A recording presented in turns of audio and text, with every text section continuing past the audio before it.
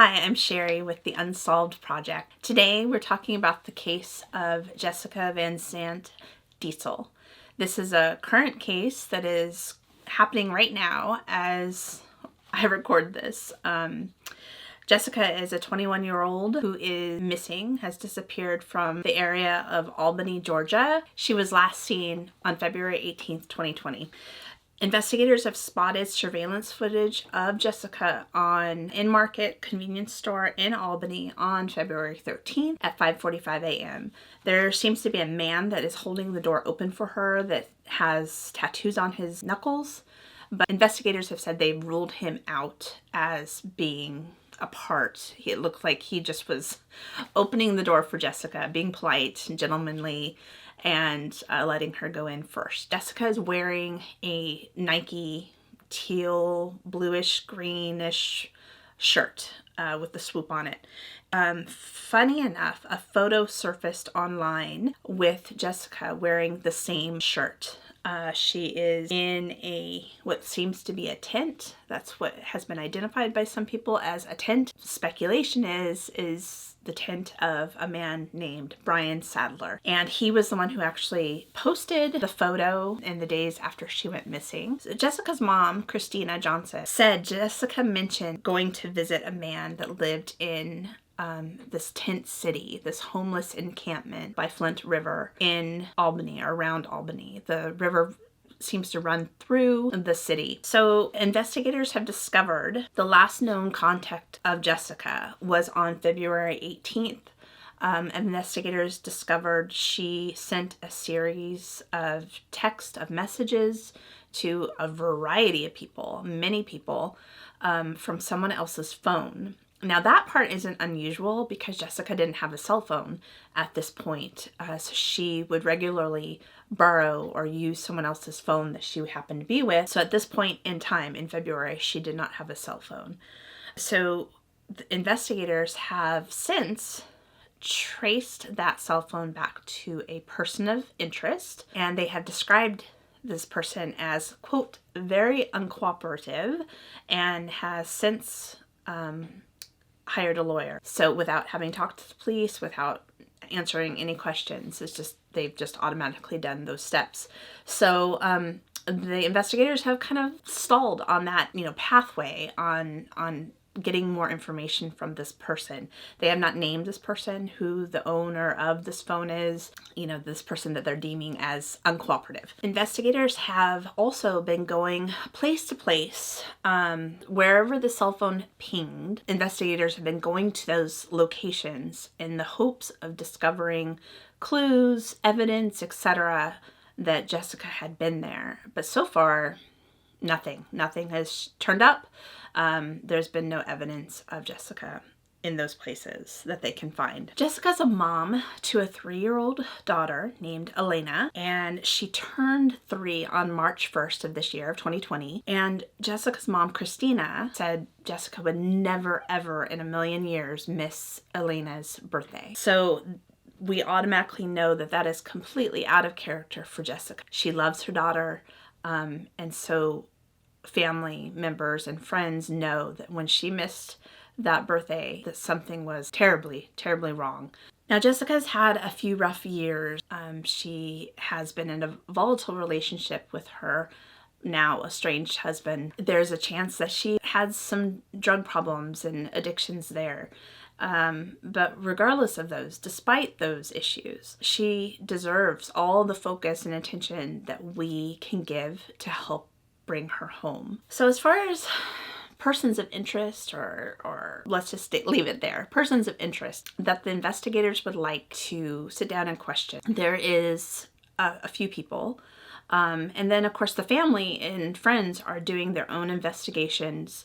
They are doing their own searches as well. And they have their own list of people that they would love to see questioned in regard to Jessica's disappearance.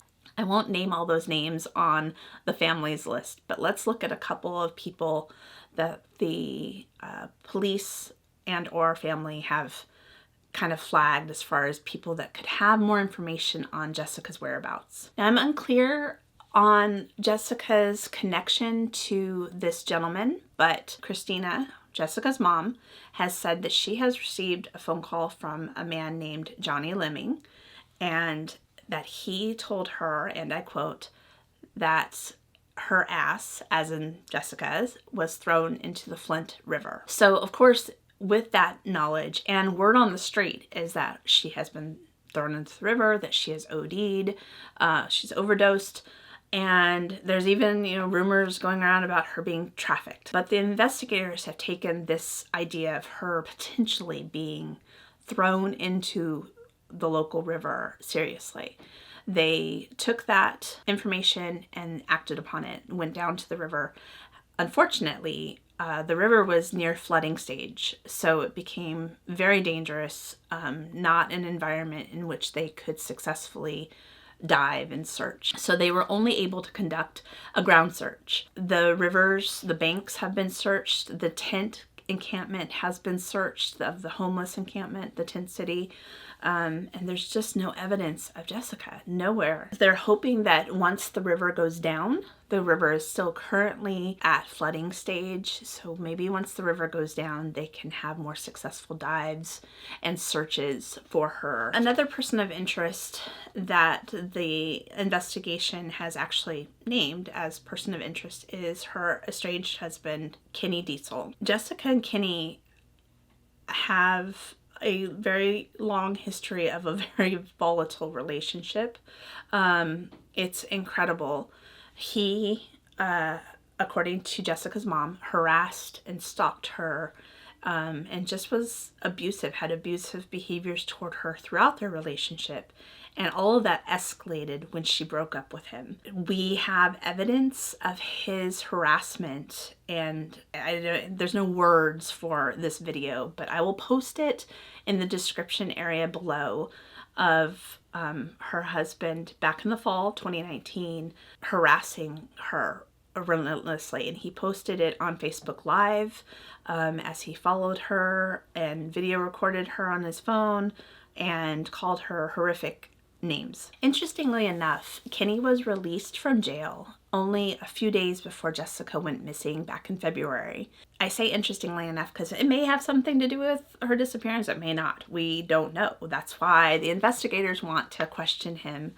But he was in jail for a variety of charges. Drug-related charges, domestic abuse charges. So he was taken to jail back in the fall and then was released this past February. Now, currently, Kenny is back in jail.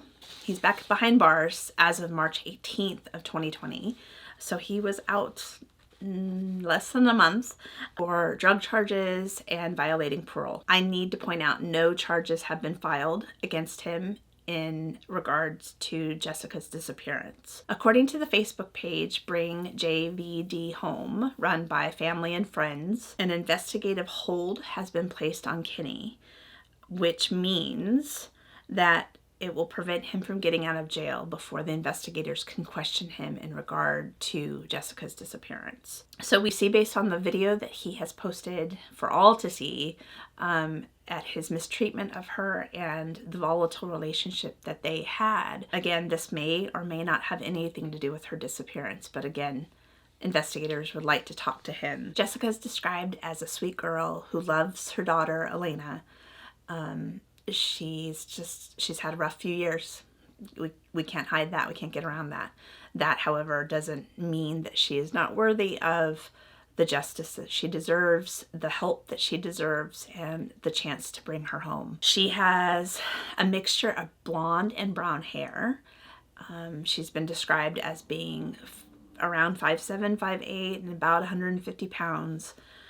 She has several tattoos that actually could help in the recognition of her by people. So we'll go over that. I will show you each tattoo. Elena, her daughter's name, is on her chest over her heart, and it has a butterfly with the name. Kenny Man is on the upper right part of her chest area. There are stars on her outer thigh. She has a tattoo on her hand, and she has a nose ring on the left side of her nose, and her upper left lip is pierced, as well as her lower right lip. She has some identifying features that can help if someone happens to see her out and about or around. The thing that bothers me so much about Jessica's case is that it's not getting a lot of attention, and that is frustrating. It's frustrating for the family, it's frustrating for her friends and those who care about her. No one's 100% sure why. Maybe it's because of her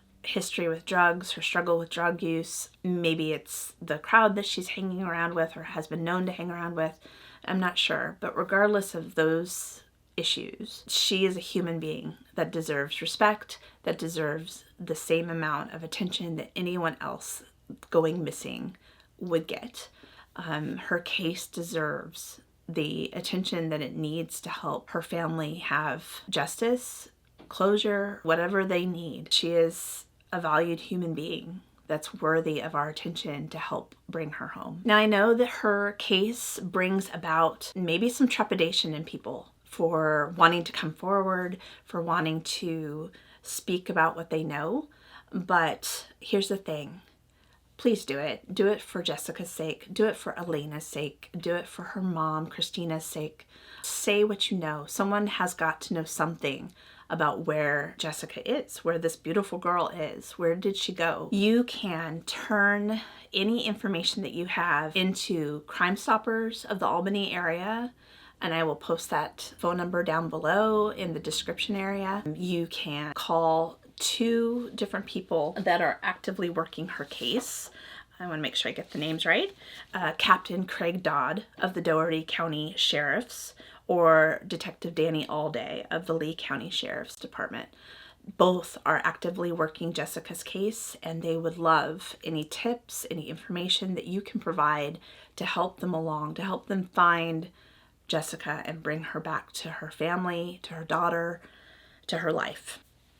All of your tips can remain anonymous. You do not have to give your name. You do not have to give any information that might reveal who you are. You can anonymously give the information that you know. There is a reward for any credible, viable information that can lead to Jessica's whereabouts. So please, if you know something about Jessica, please don't hesitate to call up the detectives that are investigating, call up Crime Stoppers, and let them know what you know. Hopefully I can give you some updates on Jessica. Hopefully we find some good news and can find her. Thanks so much for joining me today.